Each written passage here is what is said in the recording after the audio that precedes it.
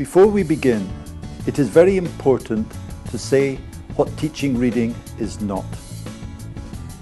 If a teacher goes into a classroom and asks children to open their books and read a text, there is no teaching going on.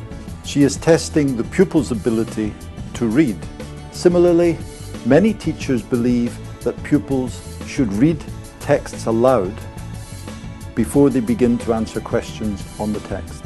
And reading aloud is a very common practice in the classroom, but it is wrong for three reasons. Firstly, reading is a skill which is silent. So we should be promoting silent reading in the classroom. Secondly, reading aloud puts a child into a very exposed position because she is standing up and reading aloud in front of her peers. And if she makes a mistake, then she will feel bad. So this is the second reason why reading aloud is not good practice. And the third reason is that it is possible to read aloud without understanding what we are reading. So how do we teach reading? The first thing we have to do is prepare the children for the text they are going to read. In Oxford Gateway Reader 3, Lesson 17, there is a poem by Tagore. It involves a child who cannot understand why you cannot just catch the moon in your hands because it looks so small. It is very important to establish the idea of perspective, that something far away looks very small, but the same thing up close looks much bigger. You can see this is done in the text by offering two pictures. There is a picture of a cat in front of the house, and because the cat is far away, it looks very small. Then there is another picture with the cat much closer, so that it looks very big. Its head is covering half the house. So once the children have looked at this, they are then in a position to understand the concept which is in Tagore's poem, and it will make understanding the text that much easier. This is the purpose of the pre-reading task. So the first way of preparing the children or scaffolding the reading process is through visuals.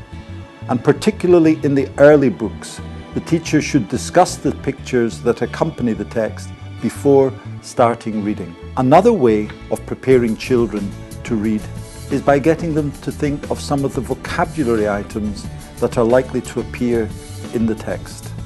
In Oxford Gateway Reader 3, Lesson 9, the story is about a circus coming to town with a very special elephant.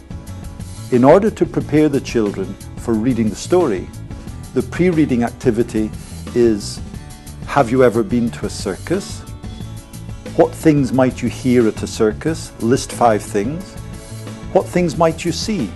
List 5 things. Here we are trying to elicit in advance some of the key words that the children will meet in the text itself. The pre-reading activity can be made much more effective if the children are encouraged to discuss their answers in pairs or in small groups before answering the questions in the class. This provides them with the possibility to interact and improve their fluency, and it also helps build up the confidence of some children who might be less willing to speak aloud. It is even better if the teacher asks the pupils to note down some of their answers as they are performing the task.